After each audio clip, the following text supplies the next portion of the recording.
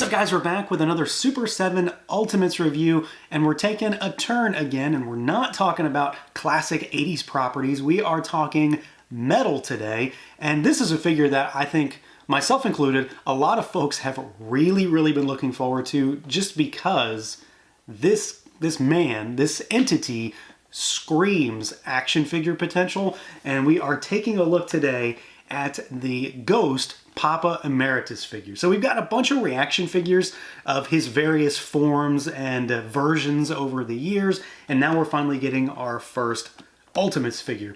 So this guy gets, of course, the slipcover treatment as every other Ultimates does. We've got a white slipcover with our emblem there on the front. You've got the Ghost logo on the back, kind of in an embossed foil, and then you pop that off, of course, and we've got our Ghost figure there in our standard sort of trapezoidal packaging. You've got him there in sort of like a cathedral window almost, with the figure inside, Ghost logo down there on the bottom, some upturned crosses all over the box, and then the back of the package does give you a write-up, a bio of just who this evil guy is. So let's do it. Let's pull him out and take a look.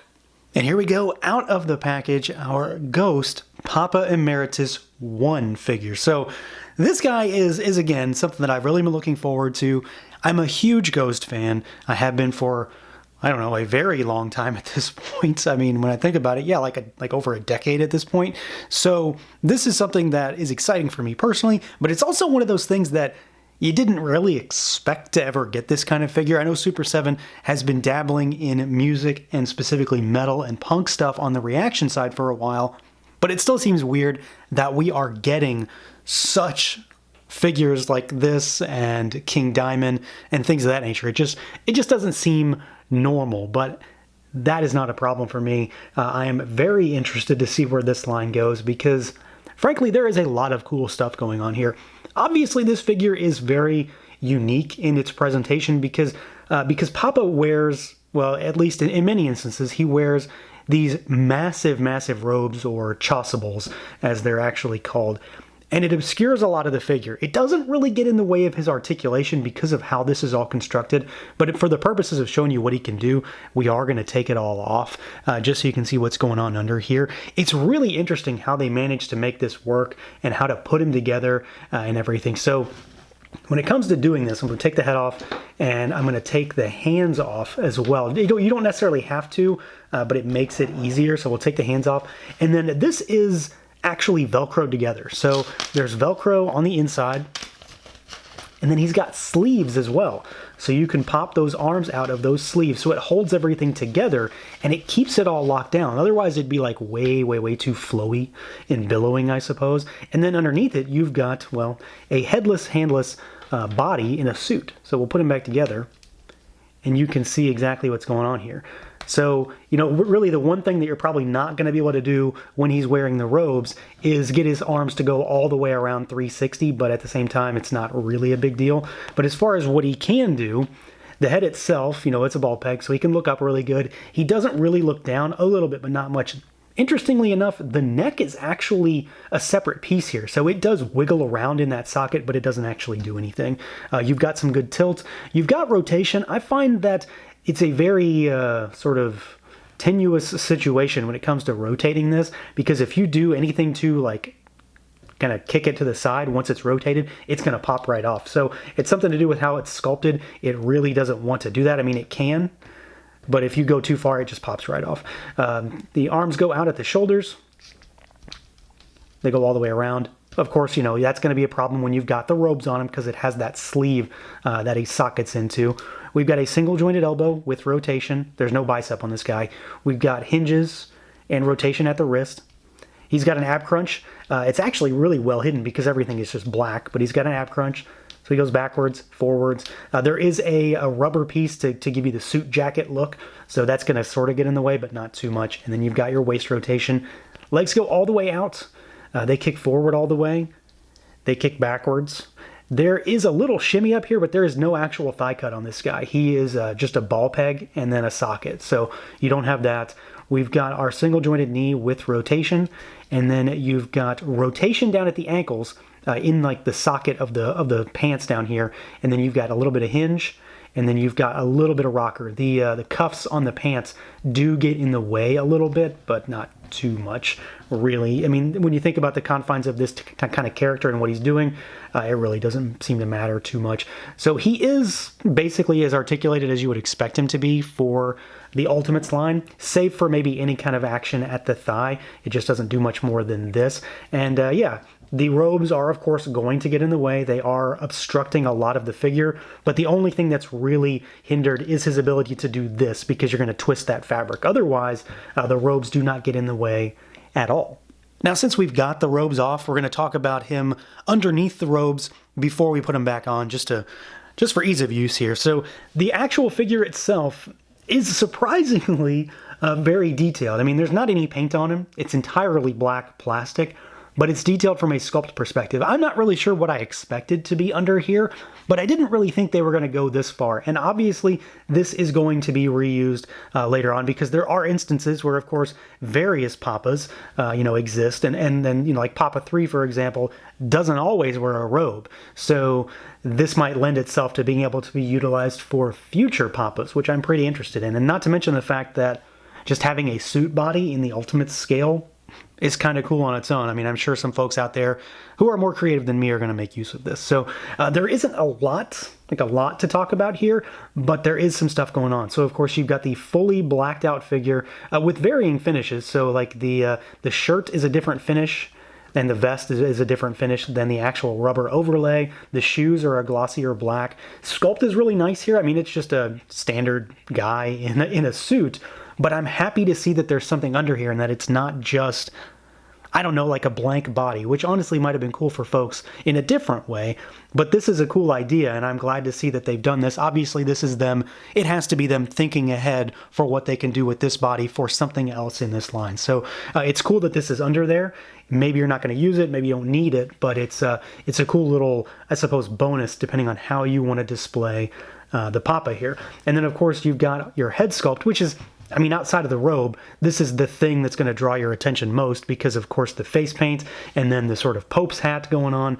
And everything here looks fantastic. They've even got the misshapen pupil on his left, your right, and the face paint is all super clean and crisp. I mean, this is a fully painted head, so it does look really consistent and really, really nice. The whites, the blacks, they clash against each other, of course, makes it pop against the all-black body. It's going to make it pop against the black robes and against the white robes for different reasons. And then you've got your papal hat up here with, of course, the crucifix up top, the G with the upside down cross in it, some metallic silver, and like this is like two tones of metallic, so it's sort of like a dull metallic, and then the brighter silver for the brim, and then you've got the tassels that hang off the back, which also have those adornments on there too. Everything, that's got to be like tampo work, but it's really clean and really, really crisp and like a nice pearly white back there. So, even before we get into the robes, I think he looks fantastic. I'm really happy with the overall body structure, with his proportioning, and just the fact that this body's under there. And then, of course, he has a really, really nice head sculpt. So let's talk about the robes now, because, I mean, frankly, they're going to be the thing that definitely draws your eye. Let's just go ahead and put them back on. So we're going to do it in reverse. And we take the hands off, and we'll take the head off, and we'll put the robes back on. And then we will construct our Papa again. So you pop your arm in, and then you can put your other one in. It's easier to put the first arm in than the second because you've got to sort of play a game with it, but you can do one of these and then pop your neck through there like so. And then we've got our chasuble back on. Let's put the hands back on. And then we'll put our head back on. Because he's evil, but he's not headless evil. And then we've got our robes here. So, of course, these are a very, very specific and unique thing for this figure.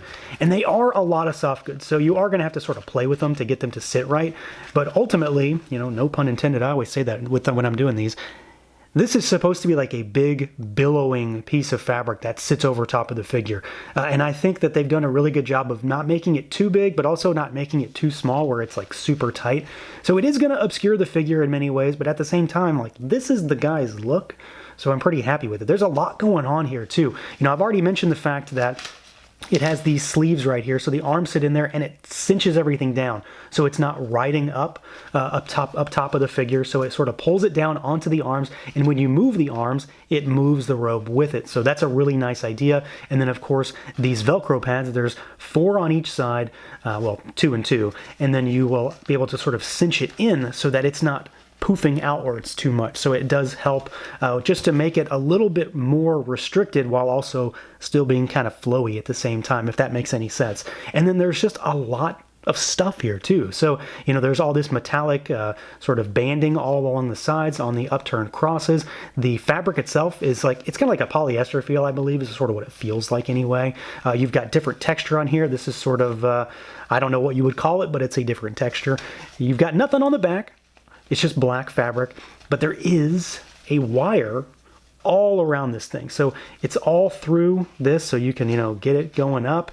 If you wanted to do something crazy where he's, you know, billowing backwards or something of that nature, you know, undo one of these Velcros, and then you can have it sort of billowing back, you know, if that's your deal. But there is a lot of posability with this thing. I mean, it's an interesting way to do this because there's just so much fabric here, but at the same time, it is all very much under control. I'm talking like I know what I'm saying when it comes to soft goods at this scale, but I know that it works, and it works for me, and it's easy to pose, and it looks really good, and it's a very, very nice interpretation of this particular robe at this scale. So they did a fantastic job in reinterpreting this design at a small scale for this figure. The fabric looks really good. The actual deco looks really good. The wire, the Velcro, the sleeves, everything works together to just make this work and be functional and not a big floppy sheet that's hanging over top of this figure.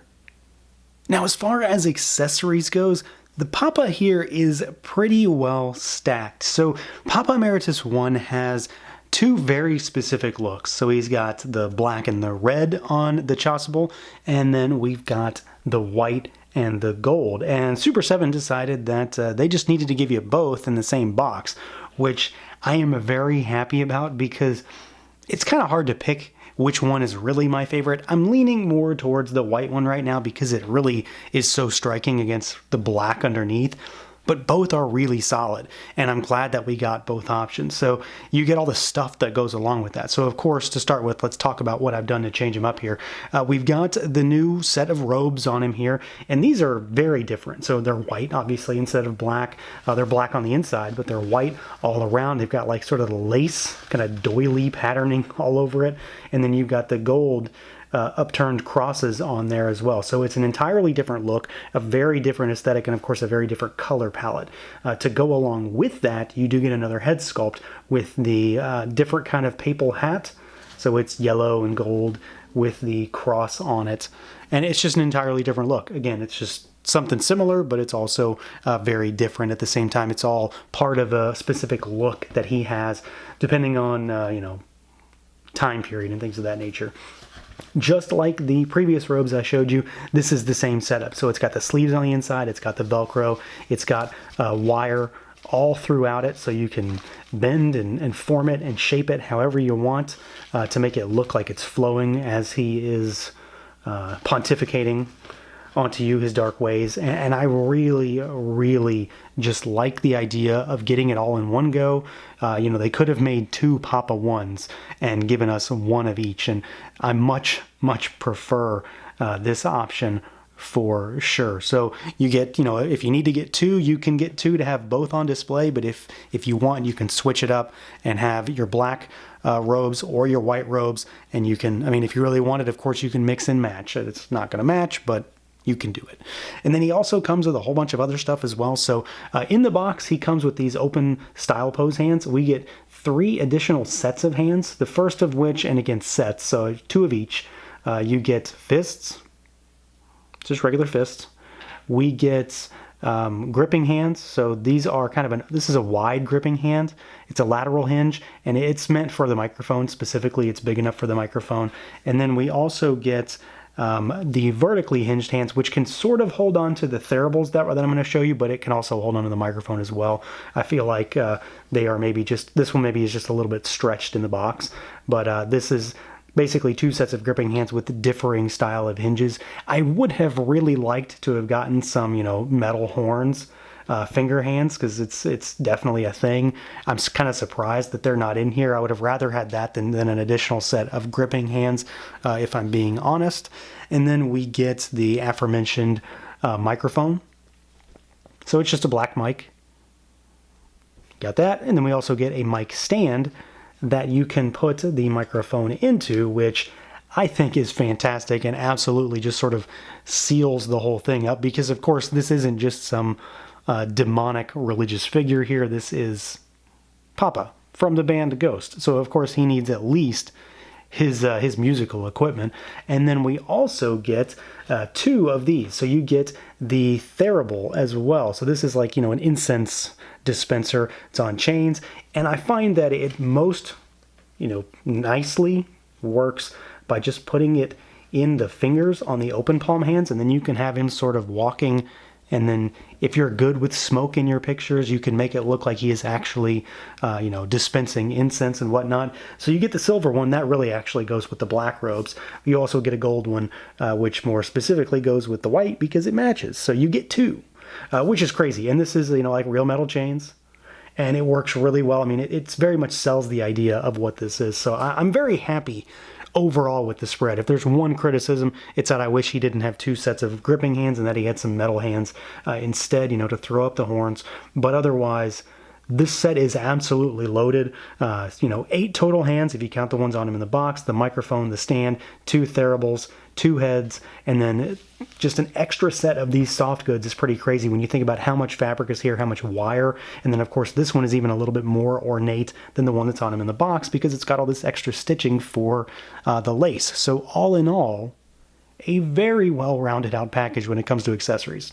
So yeah, this has definitely been worth the wait. I am very, very happy with the way this guy turned out. It's been fun getting reaction figures, for a little while, and I'm looking forward to what more is going to come from that. But let's be honest, this is my bread and butter when it comes to the stuff that I want to actually mess around with, for long periods of time. And they absolutely nailed this figure. I love everything about it.